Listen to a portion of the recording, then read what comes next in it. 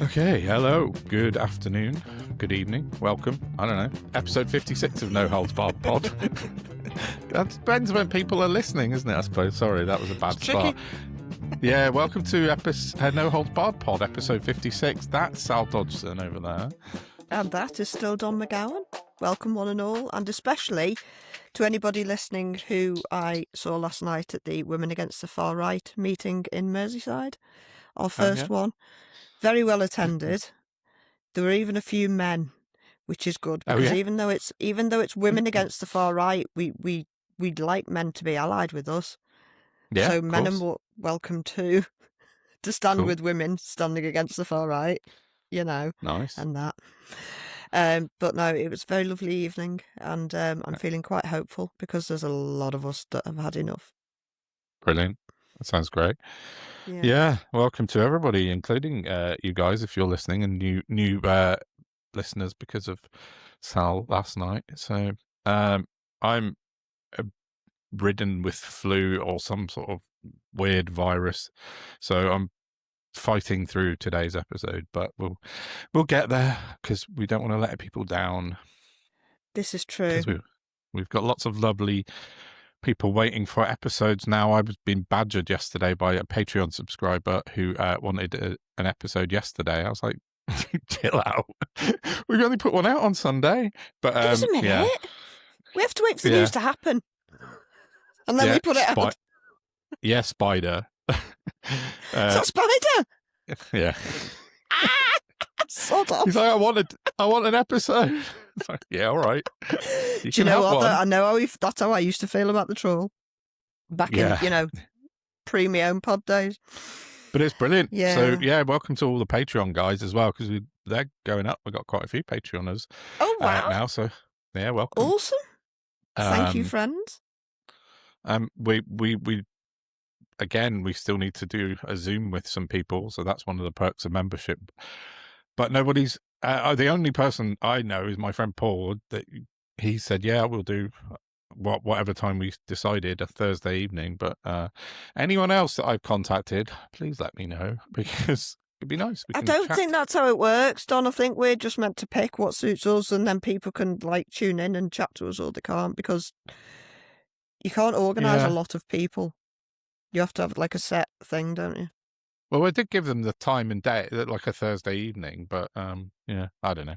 Yeah, maybe we'll just start doing it from next week or this week, even it's Tuesday, isn't it? So, and see if anyone shows up. But anyway, sorry, we've been rambling a lot there. Yeah, I need to seek your advice because I'm joining a new community. Okay. Yeah, I'm joining the community of Spexy Bastards. Are you? I am. I went for my people test today.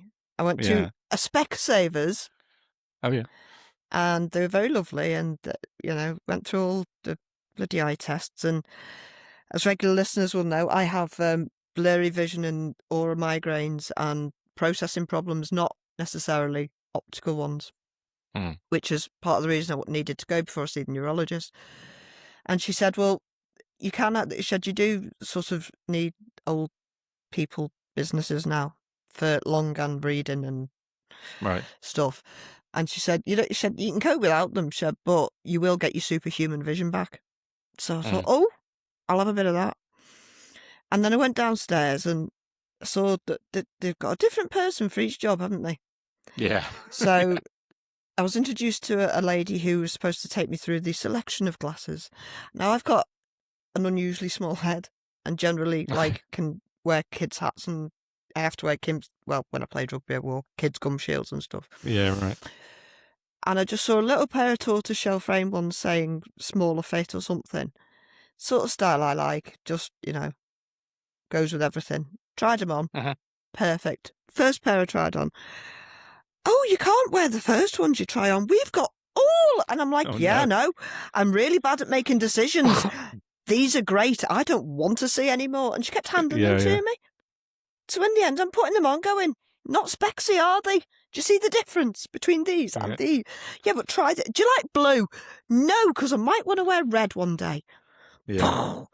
These are fine. Thank you. So that took about 20 minutes just to go, these are fine 100 times. From the first pair. But then I went to see the young man at the desk to fill in the businesses and for him to try and sell me stuff.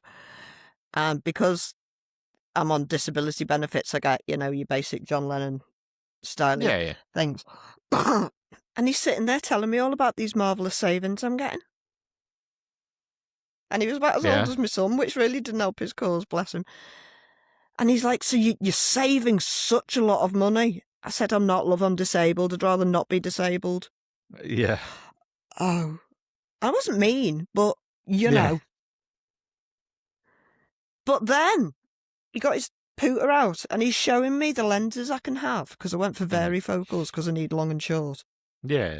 And I thought, if we're going to do this, I need one thing to lose, not two things to lose. Yeah. Because you know what I'm like, I have to buy a neon glasses case to go with it. And he showed me like 5 lenses options, right, for these varifocals. Now, this is where I've got a query because obviously I'm very new to the spexy business. And he said there were 5 sort of lens, a picture with a lens over it, if you know what I mean. So you're looking at the picture like you would through the lens. Yeah. And it's sort of, instead of like the bifocals like my nan used to have, there's no line, but it's sort of the thickness of the glass sort of dips. Yeah. So he said you can see straight ahead, he said, but you can't see to the side, you just get soft vision. Yeah. But if you upgrade to the next one, you get slightly better peripheral vision. Right. And basically, if you give them an extra, there were 5 different types in increments of 50 quid. And with each extra 50 quid you spent, you got better peripheral vision. Really? I've never come across that. Oh, that's weird. I've never had that. You're literally handicapping my vision unless I can afford to give you 250 quid. Yeah, that's weird. What? Can anybody please comment, DM, let me know what the hell that's all about? Yeah. Because it seems very, very wrong. Yeah, that's really weird. Like these ones I'm wearing are not, they're varifocals in that they're sort of like just for like computer use. So like the top bit is for a bit further away where my screen is now. And if I look down, it's for like reading on my phone. Yeah. But not for like, I couldn't drive in them. Like I can't see the telly in him or anything like that. So they're sort of all for reading close-ish, but a middle distance. But I never had that kind of option when they were talking about the lenses.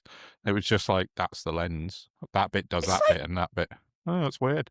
Going to the dentist for false teeth and they'll only give you 4 unless you pay an extra 50 quid for 2 more. Do you know what I mean? Fuck off. You can have the molars for an extra 50 quid each. Yeah.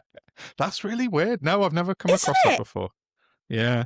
And my other glasses are just straight up reading ones. Yeah, that is weird, isn't it? I've never heard of that. We're going to handicap you unless you can afford to. I think we need some input from our community if anyone's got any input on that, because and also the woman trying to sell me glasses didn't know what spexy meant. She worked for Specsavers. I can get it from context, but it's not a word I've heard before. So. Alan Carr invented it, I think, to be fair to him. Did he? Yeah, fair enough. But, you know, I don't want to look like Deirdre. No. And everybody knows what that reference means. Yeah. Deirdre Barlow. Over 40. Well, to be fair, we're neglecting our international listeners because I don't think many people in America will know who Deirdre Barlow is. And we have got quite a few American listeners now, so we should be aware of that. Who was in Dallas with terrible bifocals? I don't know. Oh, there must be a Mr. Ed. Oh, no, it was Mr. Magoo. He was a horse. Mr. Ed was the horse. Mr. Magoo, yeah. What's horse's vision like? I'm not sure. Bifocal? Varifocal? No, who knows? Yeah, not Mr. Ed, but yeah. The point is, Deirdre Barlow was in a very famous... I forget we're international. I'm so sorry. It's bizarre to me. I know. Yeah, very, very soap old opera. Character from a soap opera who wore glasses that looked like 1980s headlamps on cars. Yeah, they were huge. Think Elton John back in the 70s type. Yeah, that kind of thing. Big, very large. I need those glasses that where you look sexy, but then when you take them off, you're even sexier. That's all I want from a pair of glasses. I've never come across those before, so I don't know. I can't help you on that. They're on the TV all the time. Ooh, oh, it's nice to start with something light-hearted, isn't it? Yeah, before we move on to war again. But yeah. So that happened, yeah. Okay, well, that's interesting. Don't get me wrong, I I might get the glasses and they might work perfectly for me, and I'm overreacting to a potential hopefully capitalist hiccup. Yeah. Who knows? But we'll find out. Where was it at? Specsavers, do you say? Yeah. Yes. The international, I don't even know if they are. The national massive glasses chain that have got like 50% market share. I used to go to them all the time, but then they gave me the wrong prescription twice. They did the reverse of my prescription on 2 sets of glasses. So I go to Boots now, but I used to use Specsavers all the time. They do good deals. But that's literally you've got one job. I know, I got home and I put them right on lenses and I was like, in the right frame. I can't see anything out of these glasses. What's going on? Realised your eyes are broken. I did. So they'd done the reverse of the prescription. I was like, oh, great. Crikey. Anyway, I go to Boots now, but Boots are good as well. Oh, well. Other opticians are available. Excuse me. Sorry, I just need to switch my background channel. I don't know what was playing then. I just want news on in the back, and that wasn't what that was, apparently. What's happened to you this week, Don? Not a lot. I've not been feeling very well, so I have been. I've got writing a bit. I've got a new article being published tomorrow morning in West England Bylines. Congratulations. Yeah, thank you. About the media influence in politics, actually. So it's an interesting one. So nice it was print it with your name on it. Yeah, yeah, my name will be on it. But I was spurred on by that Telegraph story that we talked about last week or the week before, where the Telegraph made up a complete entirely fictional one. Yeah, exactly. So I wrote a whole article around media bias and media influence. So that's going live tomorrow morning on their front page. So I will no doubt spread it around and link to it. Yeah, they seem to like it, so that's nice. Other than that, no, yeah, not very much. So yeah. Trying not to get bogged down by the war because it's too much. But, Well, I have an awful lot of information on that. Long-term prognosis? Potentially excellent. Possibly fucking rubbish. I don't know do you want me to start with that? Because it'll go on for a bit. Yeah, why not? I mean, it's... Go on. No, I was just going to apologise to the listeners because I listened back to the last pod and my brain scrambled and I didn't explain myself very well at all.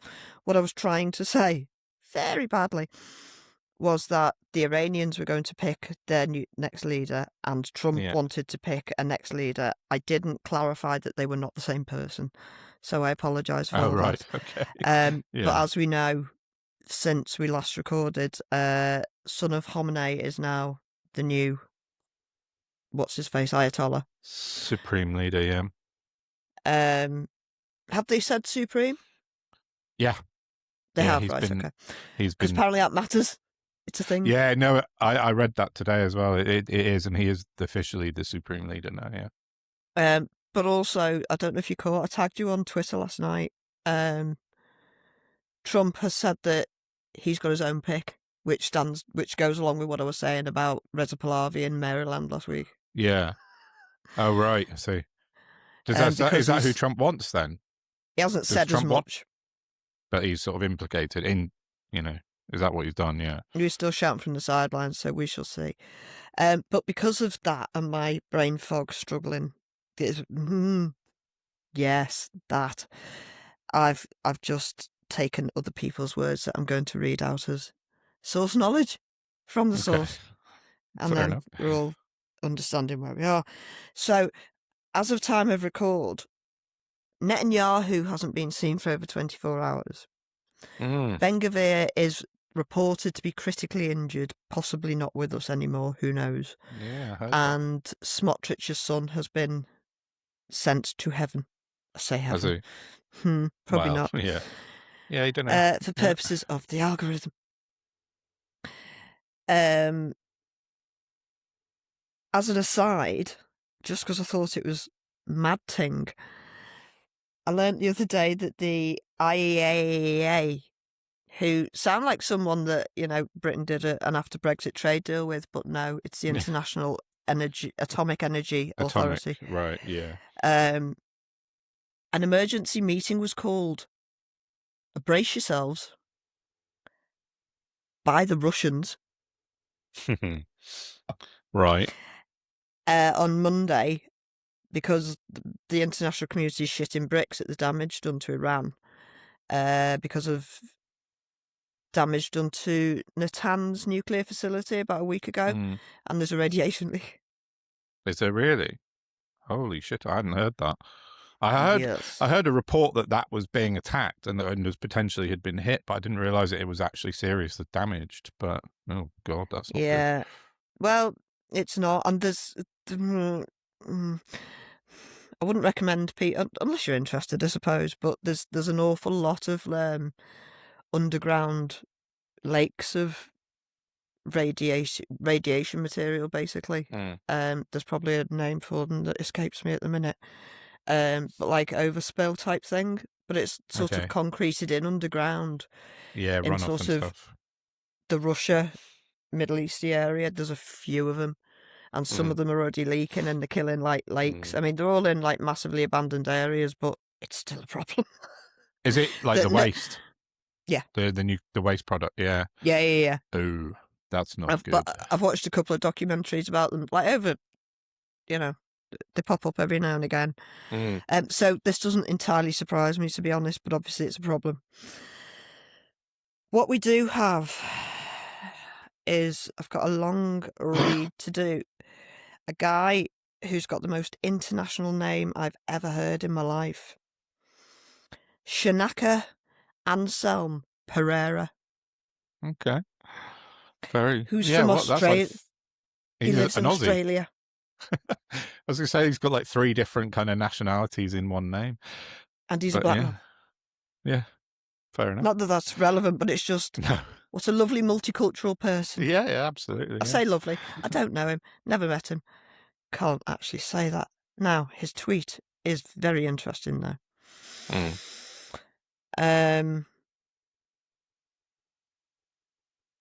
Okay, so this is a bit of a long read, but I think it's interesting. Iran is not on a suicide mission. It is on autopilot, and nobody in Tehran can reach the controls. In 2003, Major General Mohammed Ali Jafari watched the United States decapitate Saddam Hussein's centralized command structure in 3 weeks. He spent the next 4 years at the IRGC Strategic Studies Center designing a military architecture that could never be decapitated. In September 2007, he was appointed IRGC commander and immediately restructured Iran's entire military into 31 autonomous provincial commands, 1 per province, each with independent headquarters, command and control, missile and drone arsenals, fast attack boat flotillas, integrated Basij militias, pre-delegated launch authority, stockpiled munitions, and sealed contingency orders. The doctrine was built for one scenario: the death of the supreme leader. That scenario arrived on the 28th of February. The doctrine activated within hours. It has been running ever since. The question nobody has asked is whether anyone inside the Islamic Republic can turn it off. No. The reason is constitutional. Article 110 of Iran's 1979 constitution vests sole command authority over all armed forces exclusively in the supreme leader. He alone is commander-in-chief. He alone appoints and dismisses military leadership. No other institution, not the President, not the Parliament, not the Guardian Council, not the judiciary, possesses constitutional power to issue military orders or rescind the Supreme Leader's directives. Ali Khamenei issued the pre-delegation orders Ali Khamenei is dead. Murtaba Khamenei was appointed successor on the 8th of March. He has not spoken, he has not appeared, he has issued no verifiable order. He was wounded in an airstrike and has never addressed the nation in his life. The sole constitutional authority that could override 31 autonomous commands exists in an office occupied by a man who may not be capable of exercising it. Ghalibaf can reject ceasefires. He cannot order the IRGC to stop. Pezeshkian can issue statements. He cannot countermand a provincial commander in Bushehr launching anti-ship missiles as a tanker. The Guardian Council can vet legislation. It cannot revoke firing authority issued by a dead commander-in-chief whose orders remain legally binding until a living one explicitly rescinds them. No living one has. The 31 commands are not disobeying, they are obeying. The last orders said, fight independently with whatever you have for as long as it takes, without waiting for instructions that may never come. Those orders were designed to survive the death of the man who issued them. That was the entire purpose of Jafari's 20-year project. For insurers, no counterparty can guarantee cessation across 31 independent actors. For diplomats, no signatory can bind commands they do not control. For military planners, no single headquarters whose destruction ends a campaign. For Gulf states, each faces localised harassment from the adjacent Iranian provinces' fast attack boats, drones, and coastal missiles without any central coordination to intercept or negotiate with. For markets, 7 P&I clubs modelled the probability that all 31 commands would simultaneously honour any agreement and concluded near zero. That calculation has not changed because the constitutional mechanism that could compel compliance does not functionally exist. The doctrine was not designed to win, it was designed to make losing impossible. Jafari studied how centralised armies die. He built one that cannot. The machine runs without a pilot, the pilot is dead, and the Constitution says only the pilot could have turned it off.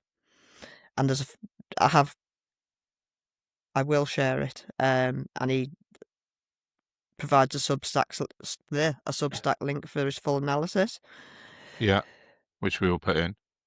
Okay. But that essentially is their strategy. And we've said before, pause, because there's more. Oh, sorry. Yeah. I just need to find a different tweet from Tiberius. Where's he gone?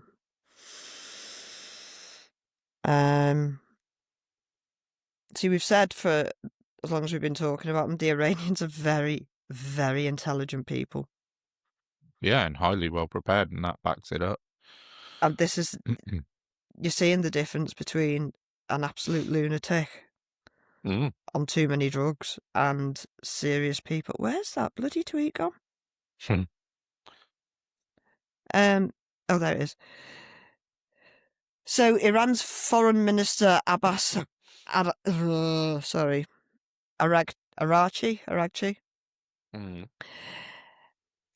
This is a quote from him. We do not want to harm ordinary Americans. What death to America really means. A total end of the US empire, no more meddling and interfering in other nations, no more wars or coups or interventions. A reckoning for the US establishment figures that are guilty of war crimes and crimes against humanity, trials, convictions, jail. A new system of governments for the United States that prioritises liberty, democracy, rule of law, equity and dignity for all people at home and abroad. Death to America means death to the tyranny of the US empire that subjugates not just foreign citizens, but US working class citizens as well. Death to America is a symbol of a post-imperial world, a world for all people, including regular US citizens, to live freely in accordance with mutual respect of one another and our diverse cultures. Death to America means death to this evil regime so that a new America can be born, so that the world can thrive in peace and prosperity. Okay. Not how they treat their own people, which is my only issue with that. Yeah. But then you bring in, that's a theological discussion, isn't it? Yeah. But I get it. I don't approve of violence or war. I think there's other ways. But how else is the Israeli regime? And I say Israeli because Trump is essentially a mannequin. Yeah, he is. Oh, Yeah. and just to back that up, there was silly sausage. I need to go back into my bookmarks because something popped up that I thought was very interesting. Was it Saudi were attacked? Yeah. Don't know. Revelation by the Saudi foreign minister. If the Pakistani intelligence services had not provided us with timely information, we would not have known that the attack on the oil refinery had been carried out by Israel and not Iran. Yeah, this is the problem. Like, the entire thing is so obfuscated because we're not getting accurate reporting. I saw that the Americans had turned off a live satellite feed that the world can normally use to see the Middle East. The Americans have turned it off today because of, the same as Israel did in Gaza. They don't want anyone to see what they're up to. Militarily, you think, okay, that's smart, but actually what they're going to do is commit more war crimes and go after probably a lot of innocent people, unfortunately. But that's really interesting, that first thing you read out, because when we talked just after it kicked off the first episode, I don't know if it was last one or the one before, and I said, I think, Iran are being really smart, and that backs, they've been planning this for a long time. You said that, didn't you? I did say that, and it just smacked to me like they've been listening and learning and making notes, and that you've just said tallies absolutely identically. And what's worrying about that is, if anyone reads or watches comic books like Marvel, the Hydra organization, which is sort of half like based on Hitler, but it's cut one head off, another two appear. What you've just said there kind of backs it up, having autonomous kind of areas that can never be kind of killed, because you take one out, another one appears, or it doesn't matter because you've got 30 other ones. And I think also read that Iran have got 4 backups for every high-level government position, and they've had that for decades, so that if any one gets taken out, there's still 3 replacements in there ready to go into their place. They're not fucking around, Iran. They it sounds like we're bigging them up a bit, and we're not, obviously, but no, but they know what they're doing here, and they're making Trump look like a mug, essentially. Oh, they're making him. They're going to end him one way or another. Yeah, his presidency, and it seems like it's tricky because the last bit about their view of what death to America means, they're not wrong. Yeah, I mean, it's almost like they've gone, do you know what? F this S. Look at me getting all professional. It's almost like they've gone, do you know what? Screw this. This is not going to end until Israel and America are put in a box. And they're right. Yeah. Yeah. Yeah. But it should be the entire global community marching on Israel and Palestine instead of, oh, look the other way. You want some more missiles? You want a spy plane here? There you go. Have your genocide. Yeah, I don't know. I mean, that last bit is a very utopian kind of viewpoint, but it would make all the world of a difference to everybody, wouldn't it? So, but I can see where if that's I get it. Their thought process, you can see where, if you were to believe in God or a God, you can see where you think, I am doing the work of the Lord here. Yeah, or trying to. Because definitely. we're dealing with Trump and Netanyahu are pure evil. There's just no other words for them. No, 100% they are. And I'm not saying the Iranian regime isn't. Obviously it is, which is where my confusion comes in. But then they're very much, yes, but this is my house, and in my house I have my rules. Mm-hmm. Which is religious fundamentalism. Yes, which is a whole separate issue. Yeah, it's another tale altogether. But yeah, it's just I don't know. What did they say today? I saw something came out today that. Oh no, it was you sent me message earlier saying that. Oh, that's another bit. Yeah. Okay. Yeah. Sorry. That I keep no, putting. you can. I don't even know where it is, but It's a what was brilliant it? fucking idea. It's apparently from the BBC, which is why I sent it to you, because I'm having to be anal about my sources now.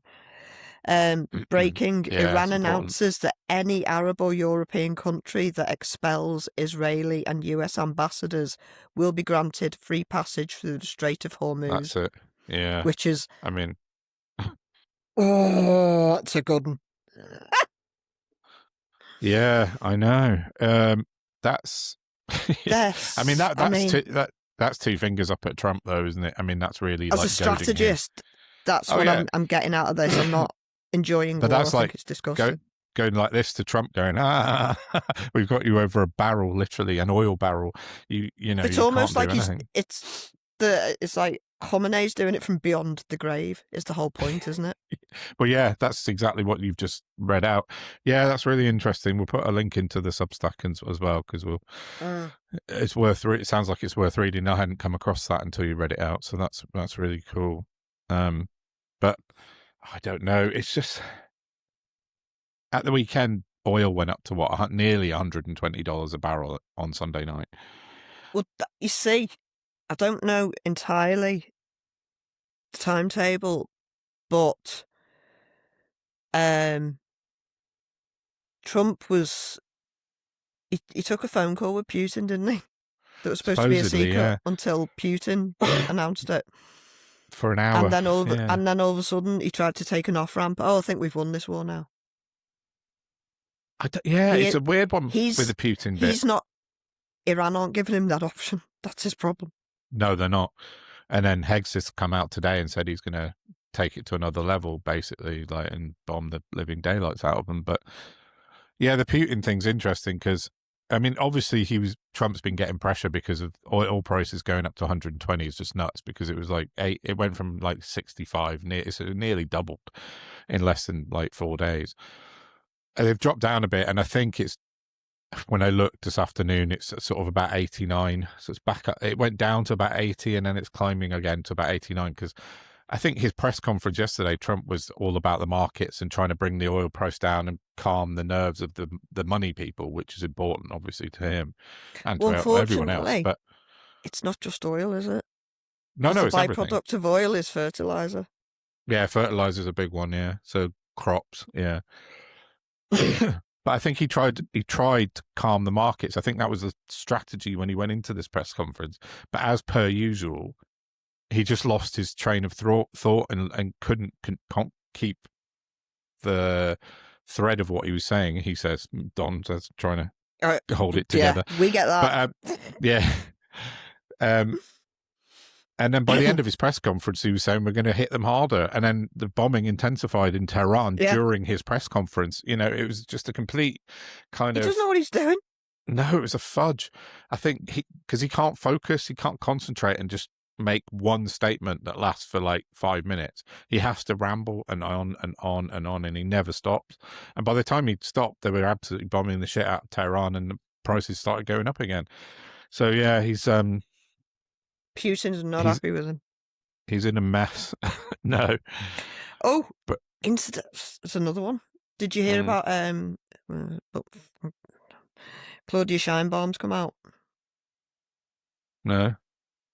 Who's that? I know the name. President of Mexico.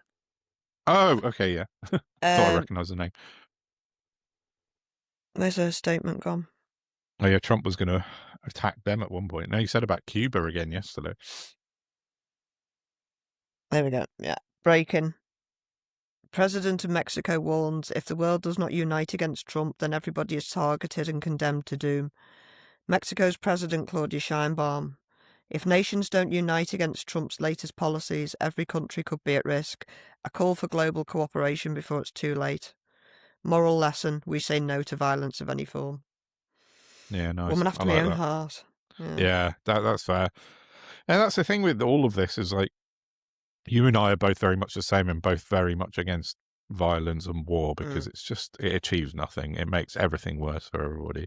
So when we discuss this and talk about Iran doing this well and whatever, it's not a glorification in any way whatsoever. It's just a sort of an War's a analysis. failure of human intelligence, Yeah, led it by is, the and fact that it's the most powerful people in the world are some of the most stupid and maniacal. yeah, exactly. Secretary, and I was going to say Secretary of Defense, but Secretary of War. I think we should have seen the signs when they changed his name to that. The alcoholic Fox News, presenter, I mean, Pete Hegseth. Just that odious bastard getting voted in again. You're like, I've been saying when he came back that was a dry run. I hate it when right. But I know. I don't know what's going to happen. Like I saw today, the UAE had been hit. One of their big oil refineries in the UAE was hit today. So oil's just going to get it's going to hit us here big time. I think quite soon. Look, after the last 16 years we've had it, and knowing it's going to get worse, I'm trying not to focus on that because I can't. Yeah. I just can't. And then knowing that it's also going to lead back into the country's broke and disabled people are double worse and are double at fault. And the whole war's our fault, not Epstein's. So, lest we forget. Oh. Talking of Epstein, did you see the news this afternoon? I saw something pop up on my phone. They're digging up his ranch in Texas, wherever. The Zorro Ranch. Yeah, they're digging it up, looking for an incinerator and bodies. That's horrifying, but, why haven't they done that already is my question. But the horrifying bit is the fact that on Little St. James, he had a James Bond-style trapdoor into water. Oh, did he? Oh, no, you showed me a picture of that before. Yeah, that's weird, isn't it? Yeah. Yeah. Yeah, that's not good, is it? But yeah, I just saw that pop up earlier. Pam Bondi's been subpoenaed, hasn't she? So maybe. Has she? She got. Yeah, I think it happened on Friday, but it's just been buried. They've subpoenaed the investigative committee that is doing the Epstein investigation has subpoenaed her under oath. So whether she'll just lie, I know she will. But incoming cat, of course. Come say hello, Brucey. It's quick a cuddle. House Panther. Yeah, he's huge. That's good. I mean, she's just going to have another conniption, isn't she? Yeah. Have you seen the Dow? Yeah, she hasn't got that this time because everything's gone red and going down the way, so she hasn't got that to point out. But yeah, I mean, the only way this is going to end is if Trump and Israel get arrested by the ICC. Yeah. I mean, that's the only thing that's going to make Iran stop. So, yeah, true. Netanyahu's already got war crimes arrest warrants, and then nobody's bothering their ass about that, are they? So, he's like, yeah, whatever, just carry on. It's now been proven that America, I don't know if we said it last pod, America hit the girls' school. It's definitely American. Oh, did you see Trump's response to being challenged on that yesterday? He lied outright. He made out like tomahawks are being sold on the black market. Yeah, exactly, yeah. Because that's likely. Someone's just picked one up on eBay. Yeah, I know. It's like, no, they're yours, mate. There couldn't be anybody else's. They've got Raytheon written on the side of them. That's your missile. You murdering piece of crap. Yeah. So get those cunts to... Oh, sorry. I've been ever so good. It's just when I get a bit... get them to the ICC and everybody else involved in the Epstein scandal too. I know. The world order's going to collapse. Good, because it's absolute shit. It's not brilliant, is it? It is not brilliant. Bring on the rupture. Yeah. What have we got? Anything else on the war? Oh, should we move on from that? Huh? Yeah, you do. Very just do my little Bond villain bit with me black cat. Yeah, exactly. No, Mr. Bond, I expect you to die. It's a bit. If only James Bond really existed, we wouldn't be. I know. That's how we know it's all fiction. Yeah, true. Yeah. So, what have you got to cheer us up with, Don? Nigel Farage getting blanked by Donald Trump. That's quite amusing. That's lovely, isn't it? Right. Yeah. So the feel-good story of the week. is Nigel Farage telling everyone he had the ear of President Trump, as always, and he was going to go and see him and have dinner with him and try and persuade him to, I don't know what he was going to try and persuade him to do, probably attack Keir Starmer more. But anyway, he got to Florida and Trump immediately buggered off to a different golf course. Literally, it's like found out Nigel Farage was going to be at Mar-a-Lago and Trump and ran.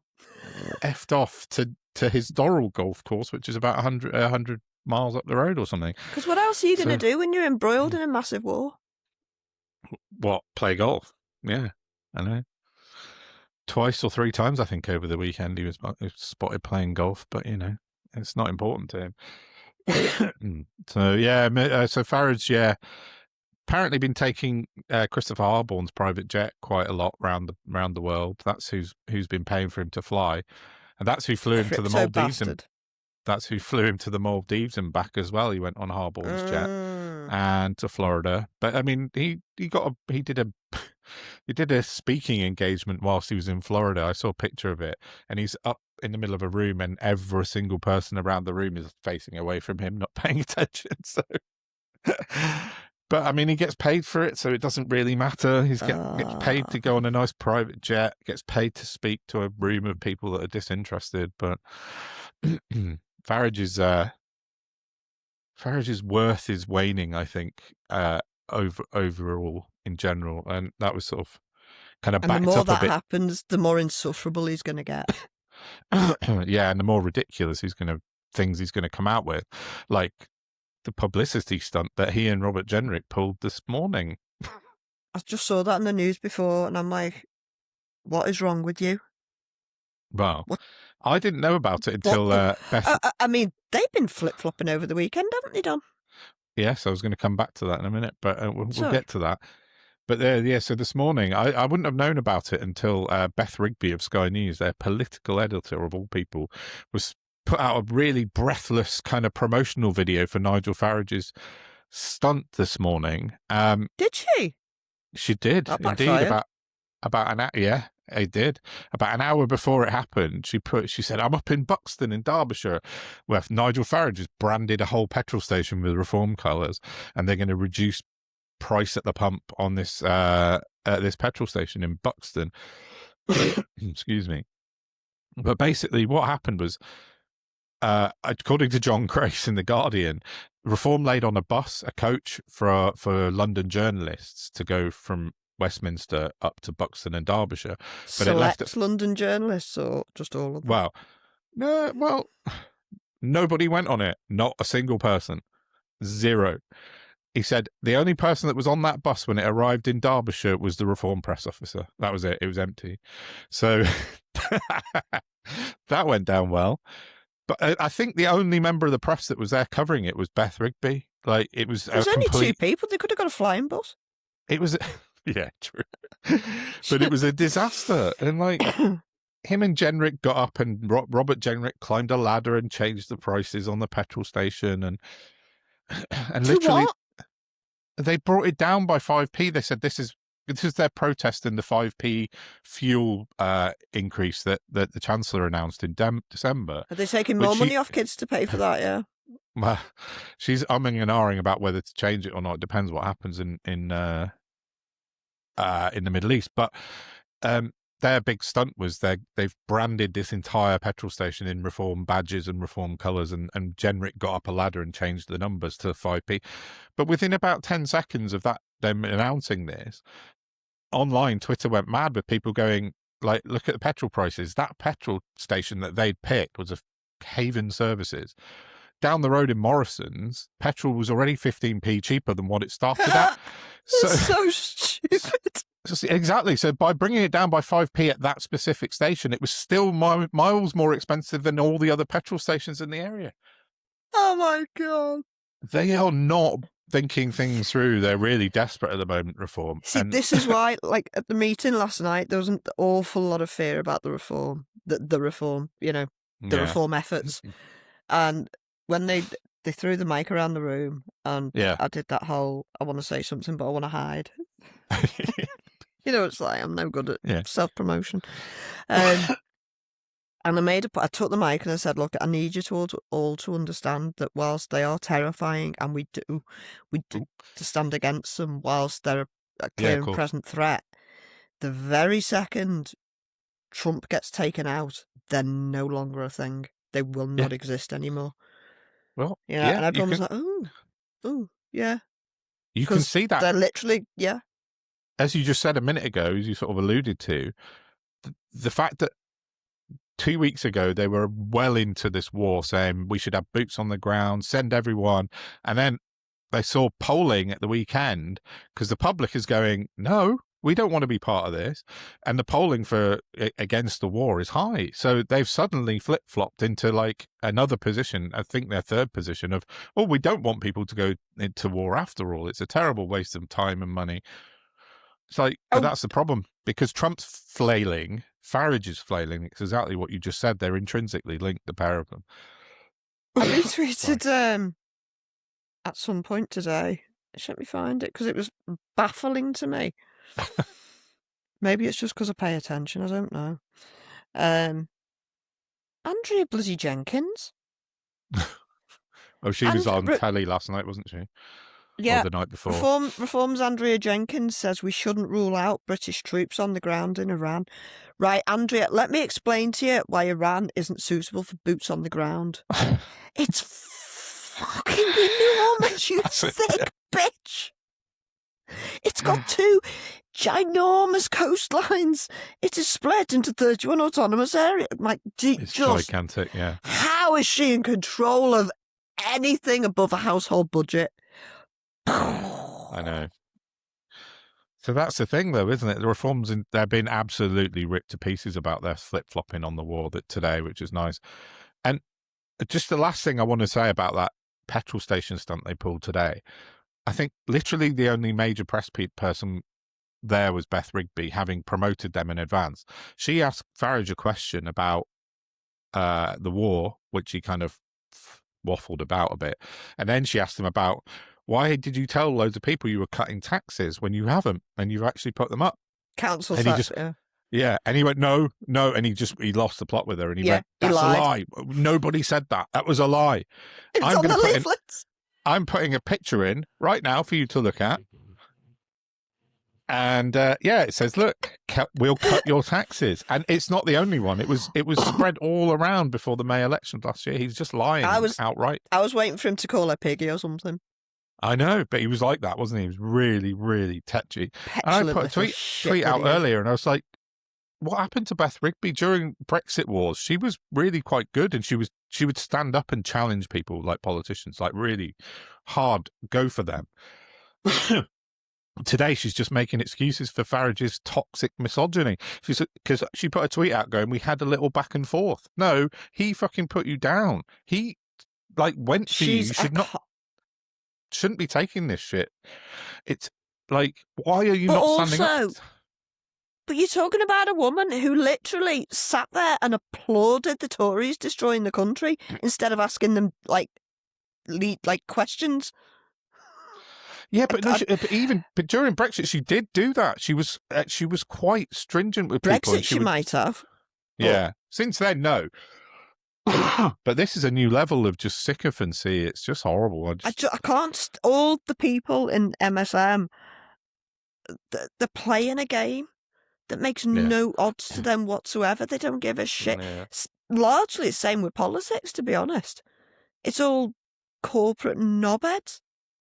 Not one of them's a politician who cares about their area. They care about how much money they can make out the system off the backs of everybody else. Yeah. Talking of making money out of the system.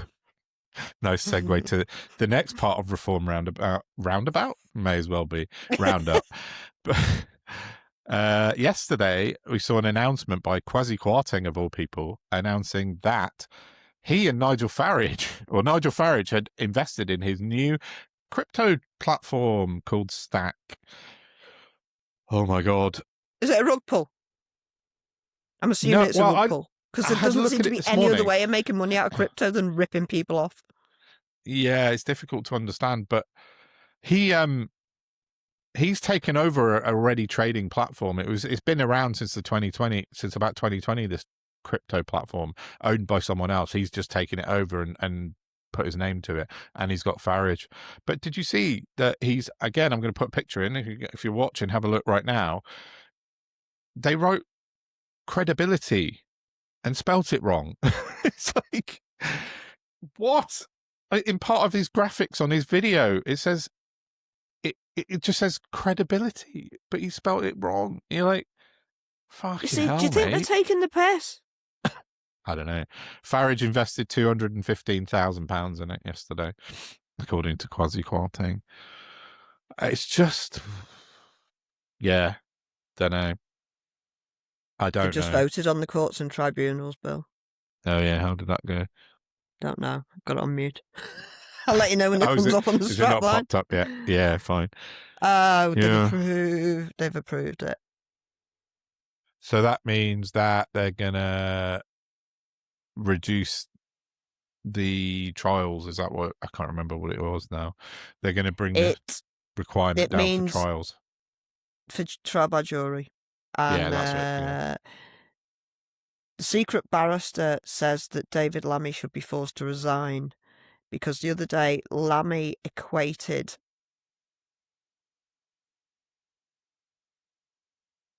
I don't want to get this wrong, but I'm sure he equated being essayed or graped and demanding a jury to be the same as scraping your knee and demanding to see a consultant. Let me get the tweet up. Yeah, find that. Because I don't want to get that wrong, but it was the secret barrister said he should resign. Yeah, have a look, see if you can find that. I mean, that's... I'll just finish my reform. Rob Rinder's not far off that either. Sorry, Narinder. Yeah. Rob Rinder. Oh, Rob Rinder. Oh, I saw he'd been writing a letter to the government. I didn't actually read it, to be fair. And we've forgotten about the greatest news of the day, but we can do that for the end. Well, I was about to read that, but I'll leave that to the end. My far right roundup. I don't know that we were talking about the same thing. Oh, I think we might be. Footballer. Oh, yeah. Yeah. Okay, yeah, we'll come to that right at the end because that's another. What is it I'm looking for now? The secret barrister, or David Lammy. But yeah, just while you're doing that, Rupert Lowe still not got an official party. Restore Britain is still not registered with the Electoral Commission as the date of 10th of March. He does, however, have a new convicted neo-Nazi on his board, on his books.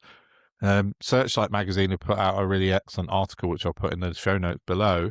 But his name is Sam Mellier, and he was recently recently released from prison, where he'd been sent down for being a Nazi, basically, and having prescribed Nazi memorabilia and distributing it. He was a member of Patriotic Alternative, so. Yeah, he's out of prison and he's actively sort of becoming a member of Restore Britain. So they continue to recruit the very best of the seriously horrible right wing. Do we know why he's been refused yet? So from what I can find, he's split this thing into something called Great Yarmouth First, which he's had accepted by the Electoral Commission. Which is sort of a mini party, but his overarching sort of umbrella thing, Restore Britain, hasn't been, it's been applied for. You can see that on the Electoral Commission website. But the first thing was turned down because they hadn't filled in the application properly. They hadn't completed the application properly. That should be a disqualification in and of itself. I know, exactly. If you can't manage that. Fill the form in. Yeah, exactly. But up to this point, there's no other information, but they're just not. It's been about a month since that happened, and they're still not registered. So, jeez, sorry, he tweets an awful lot. Who, Lammy? Does he? No, secret barrister. Oh no, here it is. Oh, secret barrister. Yeah. Oh right, okay, no, I did get it wrong. From the secret barrister, for the Justice Secretary, a former barrister, to suggest that being wrongly accused of a crime and imprisoned for 3 years is just like, quote-unquote, scraping your knee should be a resignation matter. David Lammy owes the public an apology. Yeah, fair enough. And David, he's not the only barrister to have said that. In fact, the entire profession has come like the out council against about what the bar government council. are doing. Yeah. It's not going to end well. No. There's going to be a lot of miscarriages of justice. Yeah, it's just. I mean, I get the reason for it, but this isn't the solution to the problem. It's not. Don't just until we ignore recognise things. that we've been flogging the wrong system for decades and decades, and it's led us to this impossible situation. We need an end of World War II scenario drawing and an entire restart. Everything has been degraded to shit because of Jacob Rees-Mogg's dad writing that stupid book. The sovereign individual. It's unbelievable to me that this has been allowed to happen. I know. Yeah, strange. But yeah, Lammy. What did Lammy come out with yesterday? I saw something as well that he'd said on, and I was like, "What?" He's an imbecile. He's a bit of a liability, isn't he, David Lammy? Yeah, but that's the trouble when you start telling lies. You've got to try and keep track of them, haven't you? Yeah, true. Very true. So it's just easier not to. Just be a decent, strong-willed person. Yeah. Talking of weird, strange, lying people, I got involved in an online spat last night between Sangeeta Maiska and Oz Chatterjee. Do you know Oz Chatterjee? A war reporter. No. Well, he's a war reporter now. He's been a journalist for quite a long time. He was on LBC at the weekend. He's one of these that they go to for Ukraine kind of news because I think he's based out of Ukraine. I had him blocked and I didn't know why. And then I unblocked him about 2 weeks ago. And then I found out why yesterday. Because he went after Sangeeta really hard, online, because Sangeeta had said something about, she just repeated a headline about Israel potentially going after Turkey in this war, which was reported widely by Al Jazeera and various other people. But Chatterjee went after, he went, "This is all lie, you're spreading propaganda." But then he just moved into this serious, personal attacks on Sangeeta. And I just saw it and I put a quote out and I went, this guy used to be known as a credible journalist, but he's now attacking a real journalist, the level of which he could never dream of. Sangeeta's top tier, right? And he did the old reply and block. So he replied to me with a really snarky comment and blocked me immediately. I'm like, "Oh, you little fragile little shit." I do that as much as I can. But I'd never interacted with him before. But he just, anyway, turns out Sangeeta and I messaged a bit, but it turns out loads of people came into the chat and sort of battered him. Basically, when he was at Vice, apparently he was very, very much hated when he worked for Vice. He was at Vice. He was at Vice. And then there's a picture of him someone sent to me of him screaming at Jeremy Corbyn when Jeremy Corbyn was leader of the Labour Party in 2017, 16, something like that. And he was in the audience at a speech that Corbyn was going in, and there's this photo of him having to be restrained and dragged out because he'd lost the plot. Is he a Crionist? Don't know what he is. Lots of chat about him being a Mossad agent, so, potentially. Well, if he's shouting at Sangeeta and Jeremy Corbyn, chances are he's a duck. Yeah. Yeah. So, yeah, he's been roundly, not ridiculed, but just discredited, basically. And so, yeah, it was a weird one, but it turns out he's a very strange man and very fragile. He was very sort of keen to attack women, but as soon as I mentioned him, he blocked me instantly. So Oz Chatterjee, did you say? Chatterjee, Katerji. Oh? Yeah. I knew him and I had him blocked, and I obviously realised why I had him blocked in the first place, because then turns out he's a bit of a dick. Oh, there he is. Not following him. No. But I will have fun with him later. Yeah, he blocked Sangeeta in the end as well. So I love a misogynist. Especially he's very much, especially a fragile one, a really easily upset, fragile misogynist, which he clearly is. I do have a knack for upsetting them. Yeah. I got a community note on Twitter today. I think my first one ever. Did you? It's been Oh, fiddledy gibbets! You've reminded me of something. Do go on. Sorry. Now it's just in passing. I saw the Radio Times put an advert out today for this new show that Jimmy Carr's doing, something about laughing, uh, just for laughs or something. It's Laughing all the called. way to Saudi Arabia. Go on, sorry. Well, I put, and Twat. the advert they put out is like all these celebrities just looking straight at the camera and trying not to laugh, and it just looks like something Grok made. And so I was like, this is horrendous. Like, no, I said this is horrifying, and I don't mean Jimmy Carr's friendship with Graham Linehan, but like the Radio Times resorting to AI, but it turns out it wasn't in the end. But loads and I got nearly 1 million hits on that one post whatsoever, but turned out I got community noted for it wasn't AI. So I shall apologise to the Radio Times. I went to my 2 media creative friends for their opinion, Jim Nauseum and Zomby Pop, because I know they know what they're talking about, and they were convinced it was AI as well. But the Radio Times had to put out a post to show how they made it with 200 images of each celebrity or something. But it just looks like AI, even though it's not. It's strange to me that they would choose to make it look like an AI generated video, because that's exactly what it looks like. You just reminded me. I knew I needed to make a correction from last week, and because I screwed it right up, so I need to make a massive apology. Well, sort of. I got a name wrong. I reported that John Selwyn-Gummer had stolen £24 million from the taxman, but actually it was his brother Peter. Oh, okay. Selwyn-Gummer. So I need to make that correction and apology because I fluffed it. So apologies for that. Nevertheless, Lord Chadlington, Peter Selwyn-Gummer, has stolen £24 million of taxpayers' money and has been suspended for 12 months as a punishment. And retired as a punishment, yeah. He chose to retire. By choice. That makes me want to go scorched earth, just in a different way. Writing a lot of letters and burning out my laptop. Scorched laptop. That's what I want to do. It'd be what's that gif of the cat doing this? Yeah. Like, yeah. Yeah, that so that happened. That's fair enough. Yeah, good to put out an apology about that, or a correction rather, not an apology. Yeah, the other thing I just forgot was going to mention the far right roundup thing that I've started doing. Did you see yesterday that the sort of story of the day from the far right, sort of Boris the Mouse and all that lot, the usual twats on Twitter, the far right big troll.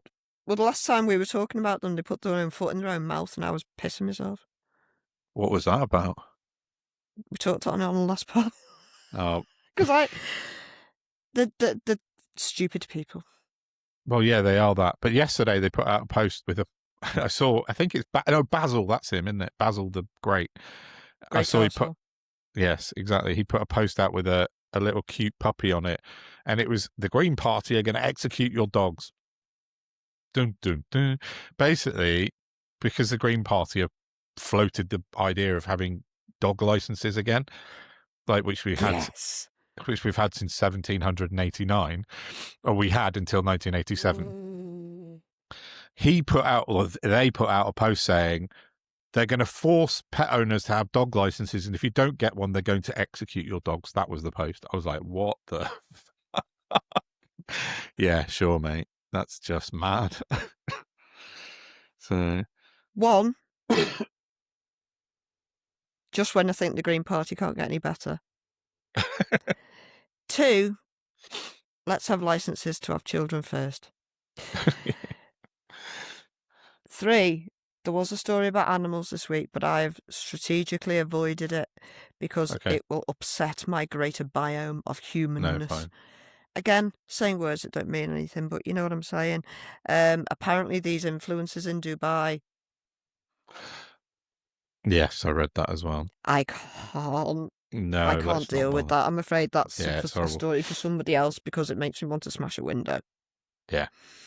Google it if you want to know. All I'm saying is if you're going to get an animal, you need to understand this for that entire animal's life, regardless.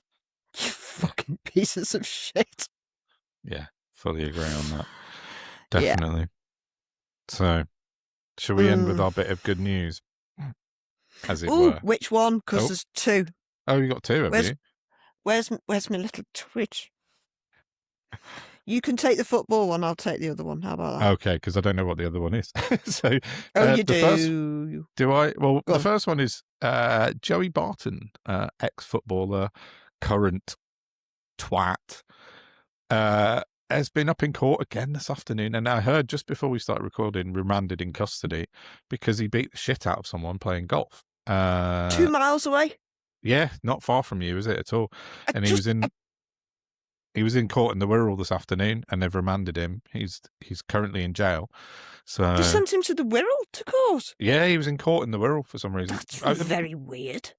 Yeah. Oh, maybe, I don't know, they didn't have the staff for the QE2. Oh, right, yeah. So, yeah. Because he's not going to be getting a jury trial now, is he? No, probably not. For his 56th violent crime.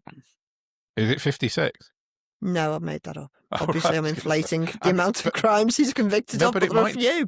It might be. I mean, he put a cigar out in someone's face once. I mean, he's horrible. He's battered his wife twice. Yeah, he's done that. He's a prime example of what I talk about every week when I'm like, we need to take psychopathy and sociopathy seriously. Yeah, definitely. Fuck me. But the other bit of the good news, did you hear the other part 2 of his bad news day? That also today he lost his libel case against Eni Aluko, the England footballer, and he's now having to pay, I think, about £300,000 to Eni Aluko in damages and costs. So sorry, Joseph. Whilst finally being in Walton on remand. Yeah. And I don't think he's going to get out of prison for a long time because he's perpetually got away with it. He should have been jailed the last time, and they didn't, and lo. I mean, for context, for listeners who don't know who the hell we're talking about, he's a knobhead footballer who wanted to be better than he was. And because he wasn't, he just wanted attention. So then he started becoming a media person who was just saying anything outrageous to get clicks. Mm-hmm. He's a terrible misogynist. He's a wife batterer. He's a predator. He's always been a thug. His brother is a racist murderer. Yeah, in jail. His parents should probably be studied, to be honest. And he's just a nasty piece of work who should have been off the streets years ago and finally is. Absolutely. He's really, really violent, and he was as a footballer as well. Some of the stuff he did on the pitch was just horrific. So, do you remember last week when we were talking about Nick Tenconi and his minders, and I was saying, a little woman, give them a bit of rope. Oh yeah. Well, it turns out he was in the golf club on, what day is it today? Tuesday. So it must have been Sunday night. I'm guessing it happened. I think wasn't yesterday, was it? Sunday.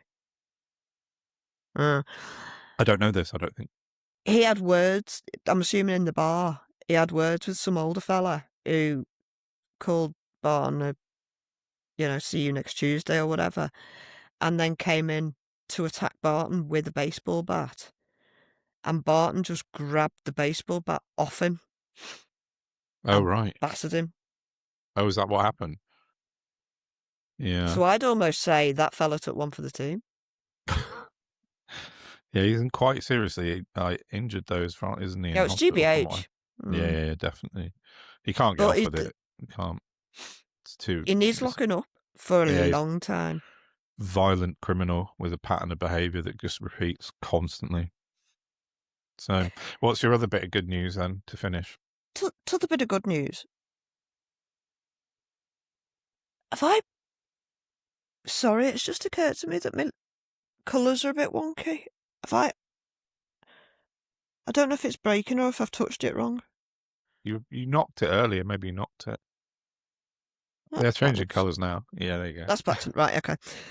Just thought it was weird. Yeah, lovely little tweet from Navarra Media. Oh yeah. Because there's been rumours the last day or two that there's up to 7 Labour MPs potentially looking to cross the floor. Yes. Rumours, all rumours. Who knows? Haven't I heard? But we might have predicted it. Yeah, we did.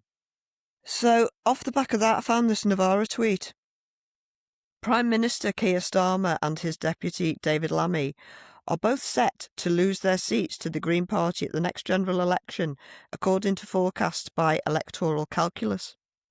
Yeah. The latest prediction by the pollster, which uses mathematical modelling that draws on age, class, occupation and other demographic data, shows that Starmer has just a 20% chance. 20%?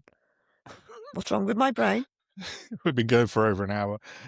It's getting Has tricky. just a 27% chance of retaining a seat in Holborn and St Pancras, while the Greens have a 70% chance of winning it. A candidate for Zach Polanski's party would secure more than 33% of the vote in the constituency of roughly 75,000 eligible voters, a huge leap from the 10% share the Greens won in the 2024 general election. Lammy, meanwhile, would suffer an even bigger wipeout in Tottenham. He won there in 2024 with more than 57% of the votes, but the Greens are now comfortably in first place with 38%, while Lammy would secure roughly 26% of the vote. Electoral Calculus gives the Greens an 80% chance of winning in Tottenham. David Lammy will lose his seat to the Green Party, Polanski wrote on the 5th of March. London can let go of these MPs who have protected power and wealth and vote for a Green Party rooted in communities. Interesting. Could it be? Could it be? Could it be about to turn the tanker? Turning the tanker, yeah. Part 2. Oh, yes, I can use it again. No, that would be huge for Lammy because that's I was going to say he had a huge majority in Tottenham there. That would be a massive, massive loss for Labour, for Lammy as well. Yeah, interesting. Things are moving. Things are changing. I saw someone put a post out this afternoon saying the next election is going to be between the Conservatives and the Green Party. It's like, what? Where did you get that from? He was a Tory, but it's definitely. He was sitting in Indonesia, is my bet. Yeah, I know he's some Tory candidate, but it's the Green Party are certainly going to be a big part of everything. We only got a couple months to go to May elections. I think that's going to be a very interesting. Oh, and also, just as an aside, I was chatting to there was a couple of Green councillors there last night, and I had a very brief chat with one of them. It was just like, look, I'd like to become a Green councillor, but I've missed this round for May, and obviously I said, I don't really know what it's about or how to do it. I said, but if people from Reform can do it, then I know I definitely can. 100%. And she said, oh, that's a good point. She said, in May, she said, loads of Reform councillors are going to get voted in, and very shortly they're going to be leaving big holes. So if you contact the chairperson for your local Green Party and say that you're prepared to stand when those vacancies open up, you can do it that way. Fair enough. Even better. Even better. Oh, so cool. We'll do that. Yeah, worth a go, isn't it? Right. So, shall we knock it off? Yeah, we've been over an hour, so a bit longer than normal. But you must be knackered, bless you. We had a lot to get through. Yeah, well, I've been caning the Red Bull and codeine, so we'll suddenly going to crash. Is that a regular prescription from your GP? I ran out of my tramadol yesterday, so I need to go and pick some up tomorrow. I've ordered it, but so I thought I need something for my back. So, hey, bless you. Anyway, right, let's wrap it up for this episode. We will get this out maybe tonight if I can manage it, but if not, first thing tomorrow for Patreon, and then follow it up on our normal feeds. Thanks for listening, everybody. Please do the like, share, subscribe thing. Yes, please. We need all the pushing we can to get the truth out to the masses. As always. Yeah, definitely. Do that, please. Cool. Right, that's enough for me, I think. Awesome. See you later at the weekend-ish, probably, yeah. Yeah? Yeah. Bye. Cool. Bye.